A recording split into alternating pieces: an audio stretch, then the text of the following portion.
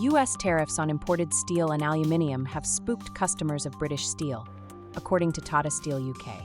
Chief Executive Rajesh Nair told MPs some American customers were seeking other suppliers to avoid tariff warfare. Tata Steel operates the UK's largest steelworks in Port Talbot and exports around $100 million, £77 million, of steel annually to the USA. The company told the Business and Trade Committee there was also a significant impact from cheaper steel from around the world being diverted to the UK because of the US tariffs. On March 12, the USA imposed 25% tariffs, or import taxes, on steel and aluminium products arriving in the USA. Tata Steel's exports from the UK to America are packaging steels and tubular products for oil and gas industries, according to Mr. Nair. The customers are spooked. The customers are wanting to go to other suppliers to make sure they don't get caught in the tariff warfare, he said. Mr. Nair was giving evidence to the committee's inquiry into the UK government's forthcoming industrial strategy. He said existing customers had contacted the company to cancel orders, and in other cases were asking for compensation from Tata Steel towards the cost of the tariffs, which must be paid by the importer in the USA. In response to the U.S. tariffs, the European Union imposed a raft of retaliatory measures on American goods being exported to the EU. But the UK has resisted retaliating directly, with the Westminster government continuing to push for a wide-ranging trade deal with the Trump administration. Asked if the UK should retaliate with its own tariffs, Rajesh Nair called instead for greater protection for UK steelmakers from foreign imports. We have got to act in a manner and a way in which we protect and safeguard the industry in a way in which the incumbent players can continue to do business, and the customer gets a fair deal at the end of it all. It has to be some short-term measures to protect what we have in the country, rather than some retaliatory measures, he said. Steelmakers Union Community, which also appeared before the committee on Tuesday, said it was concerned about the impact of tariffs and diverted steel on the UK workforce. We are worried about what this means for jobs and for the sustainability of the industry, said Alastair McDermid, Assistant General Secretary of Community. He said tariffs were a terrible idea. It is a terrible idea for the US just as much as it is for us. Asked if workers were angered by the change in trade policy, Mr. McDermid said, "Yes, they are angry, of course they are angry. They are worried about their livelihoods and the future of their plant and their communities as well. It is not a situation they would choose to be in." He said the biggest concern for the union was the diversion of steel from the US market to the UK, and said Britain must move extremely quickly and decisively to strengthen trade defences. The UK government's Business and Trade Secretary Jonathan Reynolds has previously said that he wanted to pursue pragmatic and positive engagement with President Trump's administration to agree a wider economic deal in both our interests. For the past 42 years they have waited tables together from morning until night, but are about to be separated by retirement. David Ellerton, 65, John Paul Rodriguez, 63, and Nelson Rodriguez, 65, are fondly known as the Three Amigos by staff and guests at the Empire Hotel in Llandudno in Conwy, North Wales. But David will work his last shift this month, and Nelson will begin cutting back his hours in May. I've done my best to try to keep them here. But David has made his mind up that he's going, and I'll miss him. I'll definitely miss him, said John Paul. It's the end of an era, really, said the hotel's owner Elise Waddy. John Paul and Nelson both started working at the hotel straight from school aged 15, and have worked there for 47 and 45 years respectively. David joined straight after catering college, and has been in the job for a mere 42 years. Over the decades they've seen each other through marriages, children and grandchildren. Nelson and John Paul share a love of Liverpool FC. We have a good laugh, said Nelson. We can have a joke together, said David. But we have grumpy days. The job is not for the faint-hearted. All three do split shifts, arriving at about 7 o'clock and finishing at about 11:30, before returning at 1700 hours and finishing sometime between 2100 hours and 2200 hours. Pretty much the whole of their time is devoted to the hotel, and they've devoted all of their lives, said Elise. At the end of a day working the 120-cover restaurant, they like to compare how many steps they have clocked up. On a Sunday I do about 32,000 steps, said Nelson. If we're really busy in the summer we can say we've nearly walked to Chester, about 35 miles, said David. The 64-room hotel in the center of the seaside resort has been run by Elise's family for almost 80 years, and Elise grew up there. My grandparents started in 1946, then it was my parents and then myself, and hopefully my daughter will take over from me, she said. She added that many of the staff had been there for a number of years and 80% of the guests were regulars. They all come in and say, "Nice to see you, nice to see you're still here," said Nelson. "We try and entertain the guests, not to annoy them too much because they're on holiday," said David. Over the years, they said they had served everyone from singer Tom Jones to politician Edwina Hart, but many of the guests made a lasting impression.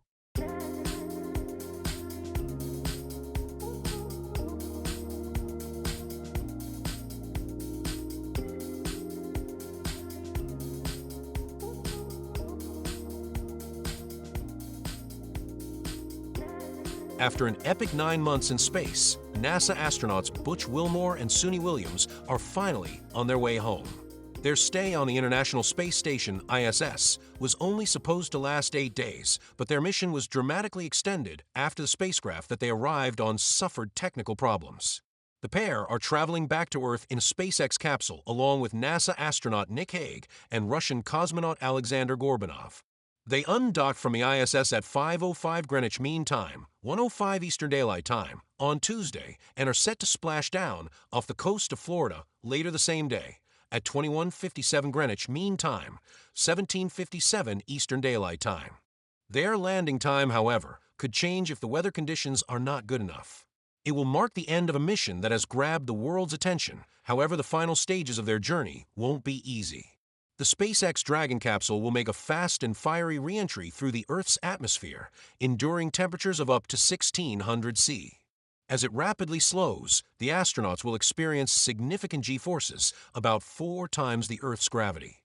Finally, large parachutes will open, allowing the craft to land gently in the ocean. Helen Sharman, Britain's first astronaut, said the thrilling ride would be worth it. They're experienced astronauts, but they will feel fantastic to be back on Earth. "The fresh air is the first thing that gets you," she told BBC News. They were taking part in the first crewed test flight of a Starliner spacecraft developed by aerospace company Boeing. But the capsule suffered several technical problems during its journey to the space station, and it was deemed too risky to take the astronauts home. Starliner returned safely to Earth empty in early September, but it meant the pair needed a new ride for their return. So NASA opted for the next scheduled flight, a SpaceX capsule that arrived at the ISS in late September. It flew with 2 astronauts instead of 4, leaving 2 seats spare for Butch and Suni's return. The only catch was this had a planned 6-month mission, extending the astronauts' stay until now. The arrival of a replacement crew on Sunday was the final step needed for Butch and Suni's return, and after a short handover with the new team, their mission is now at an end. The NASA pair have embraced their longer-than-expected stay in space. They've carried out an array of experiments on board the orbiting lab and conducted spacewalks, with Suni breaking the record for the woman who spent the most hours outside of the space station. And despite the astronauts being described as stranded, they never really were. Throughout their mission, there have always been spacecraft attached to the space station to get them, and the rest of those on board, home if there was an emergency. Speaking in the weeks before their departure, Butch Wilmore said they weren't fazed when their mission was extended. "We came up prepared to stay long, even though we planned to stay short. That's what we do in human spaceflight. That's what your nation's human spaceflight program is all about," he said. Suni added that she was sad this would probably be her last mission. "I think just the fact that we're living up here in this very unique place gives you an amazing perspective," she said. "I don't want to lose that spark of inspiration when I leave, so I'm going to have to bottle it somehow." The pair's mission attracted even more publicity last month after SpaceX CEO Elon Musk said that the astronauts had been left in space for political reasons, and his company could have brought them home sooner. But NASA officials said their decisions were based on flight scheduling and the space station's needs. Garrett Reisman, a former NASA astronaut and former director of space operations at SpaceX, said there were good reasons why NASA didn't opt for a dedicated rescue mission. "It wasn't going to reduce the amount of time that Butch and Suni spent in space by very much. I mean, you'd shave a couple of months off, so the benefit wasn't that great," he told BBC News. And the cost was high. These crew missions cost hundreds of millions of dollars. "I think Butch and Suni would have been the first ones to say no, that's not worth it." Once the astronauts have arrived home, they will be taken to the Johnson Space Center in Houston, Texas, where they will be checked over by medical experts. Long-duration missions in space take a toll on the body as astronauts lose bone density and suffer muscle loss. Blood circulation is also affected, and fluid shifts can also impact eyesight. It can take a long time for the body to return to normal, so the pair will be given an extensive exercise regime as their bodies readapt to living with gravity. But the first priority for Butch and Suni will be to see their families, friends, and pets. Garrett Reisman has been in touch with his friend Suni while she's been in space.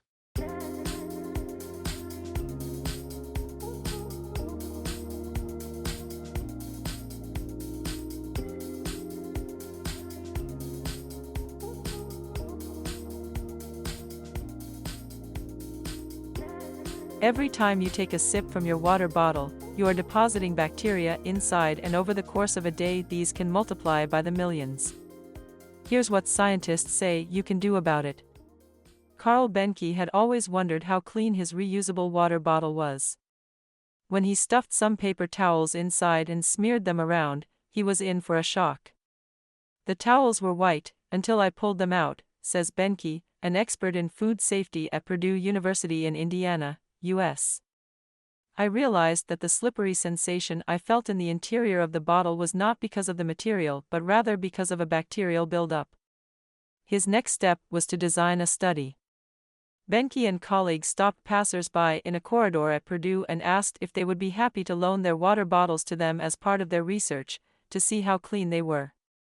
One thing that stood out from the project was the number of people who didn't want to know the results, recalls Benke. Basically, they knew that their cleaning habits were poor to non-existent, something the data later confirmed. The results confirmed that those bottles were brimming with bacteria. The global reusable water bottle market was worth around $10 billion, £7.7 billion, in 2024. One study on Italian healthcare workers suggested that half of them used reusable bottles, while research involving university students suggests somewhere between 50% and 81% of participants used these drinking vessels. But while they help people to stay hydrated, drinking from water bottles regularly, and taking them with us everywhere we go, may also pose health risks. So, should we ditch them, or can those risks be managed? While it's usually safe to drink, water from our kitchen taps is not devoid of microbial life. This is why leaving water in your bottle for a few days will encourage bacteria to grow, says Primrose Freestone, Associate Professor in Clinical Microbiology at the University of Leicester, in the UK. Bacteria that can cause human infections thrive at around 37 C, 98 F, Freestone says, but can also multiply at room temperature, around 20 C, 68 F. The longer water in a bottle is stored at room temperature, the more bacteria will grow, she says. One study conducted in Singapore using boiled tap water, which should have killed most bacteria in it, found that bacteria populations can grow rapidly inside water bottles as they are used throughout the day. On average, they found that water inside bottles used by adults went from having around 75,000 bacteria per milliliter in mid-morning to more 1 to 2 million per milliliter over the course of 24 hours. One way to slow bacterial growth down is to store your bottle in the fridge between sips, Freestone says, though this doesn't stop it from growing altogether. But while some of a water bottle's bacterial activity comes from the water itself, most contamination is actually introduced by the drinker. Whether you take your bottle to work, the gym, or even just keep it in the house, the outside of your bottle will carry many microbes. And these microbes are easily transferred into the contents of the bottle, along with bacteria from your mouth every time you take a sip, Freestone says. Water bottle users who don't wash their hands regularly will also find that their bottles can harbor bacteria such as E. coli, Freestone says. Poo-associated bacteria, such as E. coli, can come from our hands and end up on our lips if we're not good at toilet hygiene, she says. And we can pass on, or catch, viruses by sharing water bottles with others. Diseases such as norovirus could easily be passed on in this way. People generally have between 500 and 600 different species of bacteria living in their mouths, says Freestone. What isn't necessarily disease-causing for you isn't always the case for others. You can carry an infection and not realize it, because our immune systems are so good at protecting us, she adds. Another way you can encourage bacterial growth in your bottle is by putting anything other than fresh water in them. Drinks that nourish you also feed microbes, so any drinks containing sugar, for example, can stimulate the growth of any bacteria or mold present in your bottle, Freestone says. Anything other than water is heaven for bacteria and fungi, especially protein shakes, she says. If you've ever left milk in a glass for a few hours, you may have noticed that it leaves behind a thin film on the glass when you pour it away. Bacteria happen to adore this film, Freestone says. We are all surrounded by bacteria in the soil, air, and on our bodies, but it's worth remembering that most bacteria are harmless or even beneficial. Water that's been contaminated with bacteria such as E. coli can cause diarrhea and vomiting, but not all the time. E. coli are a large group of bacteria found naturally in the environment but also are common natural inhabitants of the human gut. It is only when the bacteria turn pathogenic, in other words they pick up certain traits that make them harmful, that they make people ill. Also, getting sick with a stomach bug can, in some cases, lead to long-term changes in the gut. Our guts are changing all the time, but there are over 1,000 species present in the gut, so it's hard to shift in terms of composition, says Freestone. There are too many variables to say, but getting food poisoning from the bacteria in a water bottle will never lead to a positive change. People who've recently taken antibiotics that can affect their gut microbiome can also experience changes that leave them more vulnerable to other infections. One swab of a reusable water bottle taken at a newspaper office in the UK also revealed that these bottles can be a breeding ground for emerging strains of antibiotic-resistant bacteria. Researchers discovered a species of bacteria called Klebsiella gramontii, which is capable of forming biofilms on otherwise sterile surface in the sample taken from the water bottle. While it can be found as part of the normal microflora of the gastrointestinal tract, it can also cause severe diarrhea in people who have recently taken antibiotics. It's worth noting, however, there are no examples of severe illness that have been traced back to reusable water bottles in the scientific literature. This doesn't mean they don't happen, of course, as identifying single-point sources of infection is notoriously difficult. How should we clean reusable bottles? For Benke, it was the creeping sense that he should perhaps be cleaning his own water bottle more thoroughly that made him look closer at what could be inside it. He'd been using a filtered water bottle and had started to notice that the water he was drinking from it tasted bad. Every now and then I would flush it with hot water, but never really did anything more than that, he says. After his paper towel-based investigations revealed how manky his water bottle was, the study he and colleagues carried out went on to look at people's water bottle habits in greater detail. Benke found that just over half of the 90 participants surveyed during the research said they share their bottle with others, and 15% said they never cleaned their bottles. Unsurprisingly, whether or not people rinsed or washed their water bottles affected the contamination level. However, Benke found that how often they cleaned the bottles, or how they cleaned them, didn't enormously affect how contaminated the containers were. People who washed their bottle with tools such as a brush or used a dishwasher tended to have the lowest counts of bacteria inside. Benke and his colleagues also suggest using a dishwasher with a sanitization cycle could be the most effective approach. However, the study's conclusion states that these findings may have been skewed by the fact the researchers were relying on participants self-reporting their cleaning behaviors, and they may have changed their answers to appear more socially acceptable.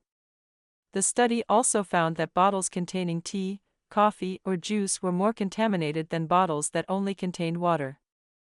Cleaning our water bottles regularly and properly is the only way to be confident you are not consuming harmful bacteria alongside your water. Even if the water inside it is sterile, Freestone says, your saliva will end up in the bottle, along with trace levels of nutrients, which bacteria happily feed on.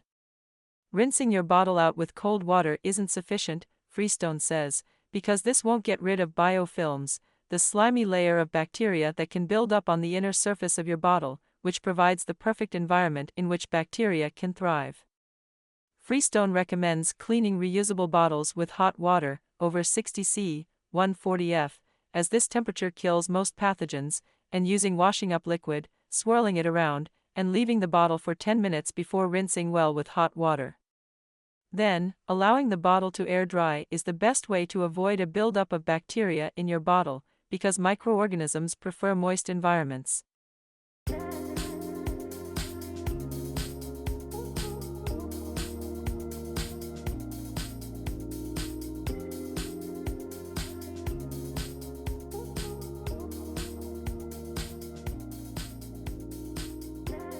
As polar tourism surges, experts warn of its environmental impact, from transport choices to local food. Here's how to visit responsibly while protecting fragile ecosystems. I first learned of Greenland's existence from a world map pinned on my childhood bedroom wall. Decades later, I finally made it to the capital, Nuuk. I'd long been fascinated by pictures of the brightly colored wooden houses lining its rocky shores, red, yellow, green, and blue against an icy backdrop. Small icebergs floated just offshore, and the absence of trees gave a stark, otherworldly feel. I looked forward to experiencing the crisp, biting air, exploring Inuit art at the Nuuk Museum, and maybe, if I was lucky, spotting some seals or a passing whale. I'm not the only one entranced by Greenland's icy beauty. Between 2018 to 2023, tourism to the country grew by 46%, with 131,767 visitors arriving in 2023. Much of this surge is due to the increasing number of cruise ships navigating Arctic waters. According to the Arctic Council, ships entering the Arctic Polar Code area, a regulated maritime zone around the North Pole, increased by 37% between 2013 and 2024.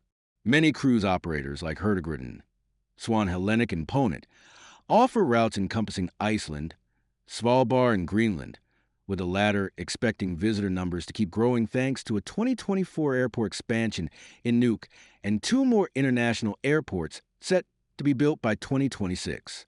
Meanwhile, on the opposite side of the planet, Antarctica is seeing a similar tourism boom. The International Union for Conservation of Nature, IUCN, reports a steady rise in visitors since the 1990s. In the 2022 to 23 season, 104,897 people visited the continent, rising to 124,262 last year. More than 80,000 of those set foot on Antarctic land, an alarming statistic for conservationists who warn that human presence can disrupt fragile ecosystems, alter animal behavior, and unwittingly bring invasive foreign organisms with them. As tourism to the poles increases, organizations like the Arctic Council, the Association of Arctic Expedition Cruise Operators, ACO, and Visit Greenland stress the urgent need to balance economic benefits with environmental responsibility. The lure of the polar regions is undeniable. The near-lunar landscapes, the intensity of the blue sky on a freezing sunny day, the thrill of fresh snow crunching underfoot, and the unique wildlife that calls these places home. James Grecian, a marine ecologist at Durham University, UK, and scientist in residence at climate advocacy nonprofit Arctic Base Camp, has spent years studying polar wildlife. Last year, he was in Antarctica studying snow petrels, or more specifically, their vomit. Snow petrel stomach oil deposits freeze into solid lumps that contain, when analyzed in a lab, data on how their diet has changed over the years, and in turn, what that means about the local ecosystem. We can tell a lot about past conditions by taking samples from the environment or from animals, Grecian explains. For example, the baleen plates of whales can be taken from dead animals, and the chemical signatures will tell you something about the environmental conditions or what the animal was eating. As a fairly frequent polar visitor, he understands the appeal of these environments and also the impact. He notes there are choices we can make to reduce the damage to these vital but threatened regions. Polar tourism is showing no signs of slowing down, but Grecian hopes that, with increased awareness of its drawbacks, visitors can make the most ethical choices possible. Here are his suggestions on how to do that. First of all, you'll need to weigh up your travel options to reach the polar region of your choice. The problem with a cruise ship is that you're bringing a hotel and all the services with you, he says. I've heard stories of towns being quite unhappy about the disruption when lots of people disembark. They get all their meals catered on the ship, so they won't go to the local cafes. Contrast that to planes. If you fly into an area, you're going to be staying in local hotels. You're going to be using local tour operators. The communities have a chance to benefit economically, but you need to offset that against the massive carbon emissions of planes. While ships may seem a greener alternative to flying, global data suggests otherwise. Aviation accounts for 2.5% of CO2 emissions globally, while shipping contributes slightly more at 3%, although most of that is from cargo ships. There's also the noise pollution issue. The hum of ships' engines has been shown to disrupt whales' echolocation ability. There's a horrible video, an animation based on real blue whale migration tracking, and it's a blue whale caught in shipping lanes, says Grecian. It's like a pinball in a machine. It keeps turning around and turning back because of the amount of noise that the ships produce. So what's the alternative? Using trains is about a 90% or 95% reduction in CO2. So from a climate perspective, a train to Norway for the fjords is a better option. It is possible, but takes much longer, to reach parts of the Arctic by train, even if flights are required for some of the journey. There's direct trains to Narvik in the Norwegian Arctic from Stockholm, from Trondheim to Bodo in Norway, or from Helsinki to Rovaniemi in the north of Finland. Or you could, if you have the money, charter a small sailing boat. I know people in the Falklands who sail to Antarctica fairly regularly, says Grecian. The cost of a private charter probably wouldn't be far off the cost of a berth on a fancy cruise ship. Polar wildlife is a big draw for visitors, but Grecian cautions against disturbing the very animals people come to see. You must be appreciative of being a guest in that environment and try to treat it with as much respect as you can, says Grecian. There can be a tendency these days to try and get selfies with animals, and that can cause a lot of disturbance. They're not used to seeing people, so give them space. You shouldn't be trying to chase them down. Grecian recommends patience. If you sit quietly, some animals are quite curious. I haven't seen penguins in Antarctica, but I have in the Falklands, and they came within 3-4M 10 to 13 feet. So, if you're quiet and still, you might get a visitor. Local guides can also provide essential knowledge. Plus, Grecian says that sometimes it's about noticing the small things. Some people say you should always look up, but if you look down, you can see signs of animals. You might see footprints in the mud, or scat that will give you a suggestion of what animals might have passed through. That might sound drastic, but if you're visiting on land rather than on a cruise, there's a good reason to eat local products. Transporting supplies to these remote areas carries a significant carbon footprint. Globally, food production contributes 3 billion tons of carbon emissions annually. In Greenland and parts of Arctic Canada, many Inuit communities still subsistence hunt. Their hunting rights are legally protected in Canada and in Greenland and are regulated to prevent overhunting. The rights of the indigenous population to pursue traditional hunting practices is enshrined in law, says Grecian. The meat of a ring seal or a harp seal in Greenland will have a much lower carbon footprint than imported meat or non-native crops. Of course, your personal comfort levels at the idea of eating seal meat are yours to decide, but bear in mind that if you're visiting a majority Inuit region like Greenland, the alternatives are limited and local meat is the more environmentally friendly option. A study comparing the carbon footprint of imported meat and local seal in Greenland found seal had the lowest footprint compared to pork and poultry. For the intrepid travelers planning on camping or venturing off the beaten track, it's vital to have the right gear, and not just the obvious things like base layers, shoe spikes, and waterproofs. But when it comes to packing for your visit, Grecian offers tips on some practical but often forgotten items. Nasal spray, he says. Cold environments tend to be dry, so the inside of your nose can dry out and can bleed. And don't underestimate the strength of polar sun. Grecian recommends taking factor 50 sunscreen. If you're camping or in other basic remote accommodation, you might want some creature comforts, too.